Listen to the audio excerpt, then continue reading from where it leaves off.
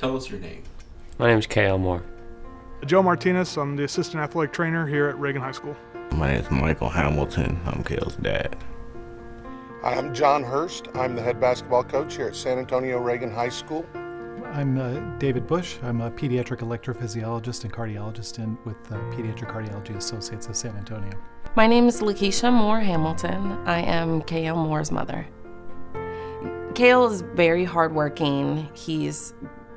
School didn't come as easy to him as a kid, so he's done what he needs to do with the help of myself, his peers, his brothers and sisters to be able to get where he is. So he strives hard, being in the basketball program, knowing he has to make those grades, that sort of thing. That's what sets him apart from a lot of the other kids that he's around. Basketball is just like a motivation to be the best that you can be, and it's fun for me because I get to embrace myself and express myself.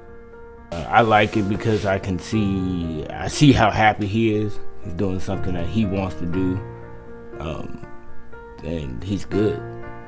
So it's something I can brag about, which is the best part. Especially when I go around work with my co-workers and friends, and I can brag about them, show them videos, and they can pull up stuff on the internet and see my boys. So that's the best part. I spent the weekend hanging out with my family and friends, and then going into Tuesday, it was a normal day at first, and then the accident happened during basketball practice.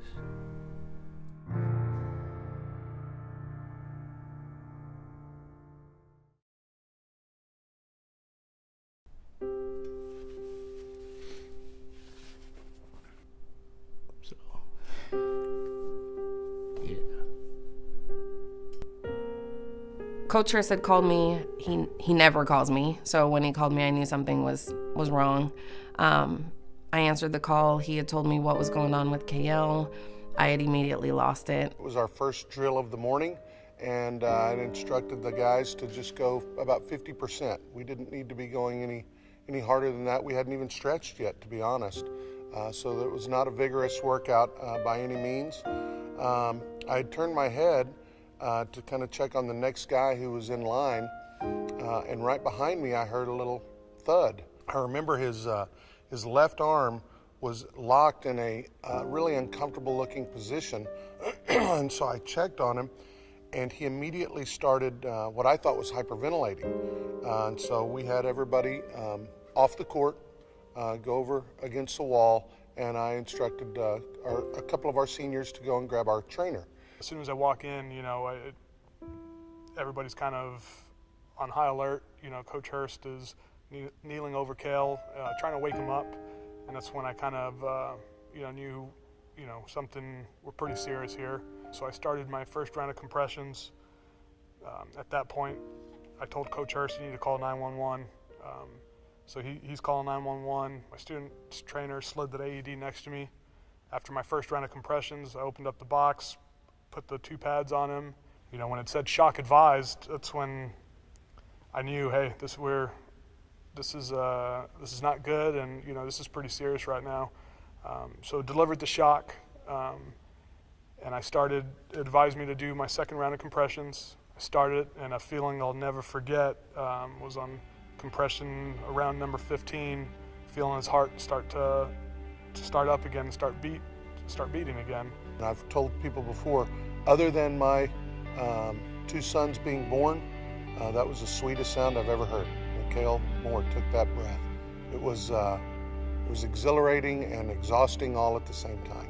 He opened up his eyes, and I'll never forget those eyes. And every second he was becoming a little bit more aware of where he was at. And I explained to him what happened. I said, hey, we have to give you CPR, and you're back with us now, so let's take it slow.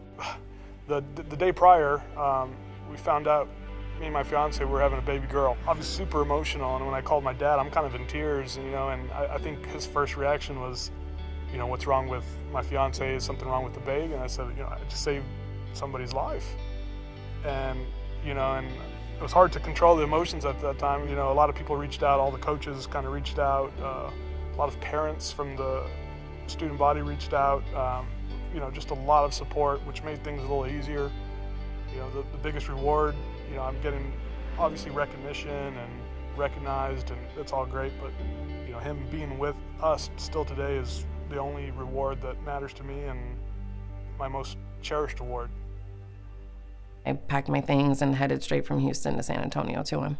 It was the worst 3 hours of my life, thinking of all the what ifs, what was I gonna see, what was going on. I mean, I'd briefly been able to talk to him, but not seeing him, not being able to put my hands on him and know that he was okay was a struggle throughout the drive getting to him.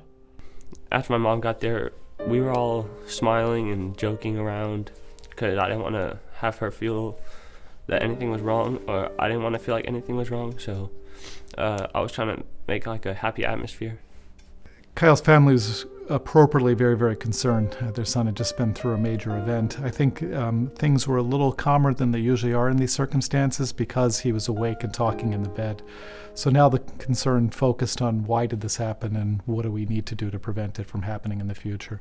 So the first part of that was the screening part, to try to understand what caused him to have the arrest that he had. And so he underwent several tests, including electrocardiograms, an echocardiogram, and then ultimately an MRI of his heart. And those are what helped us to understand that this was a form of cardiomyopathy.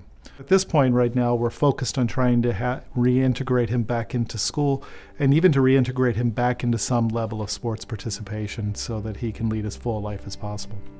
The anticipation of him becoming a man and me being a part of that journey is exciting, and I'm proud of him. You know, I get to witness such an amazing young man every single day. You know, the biggest take-home point from Kaeyel's story is the incredible need for first responders to be present, competent, and be able to do what they've been taught. And that's not a trivial thing, but it's probably the most important thing. In that regard, the efforts of the American Heart Association are absolutely essential in San Antonio. What their efforts are have been in the school, how they have worked with having automatic external defibrillators present for children and for adults for that matter, has been critical.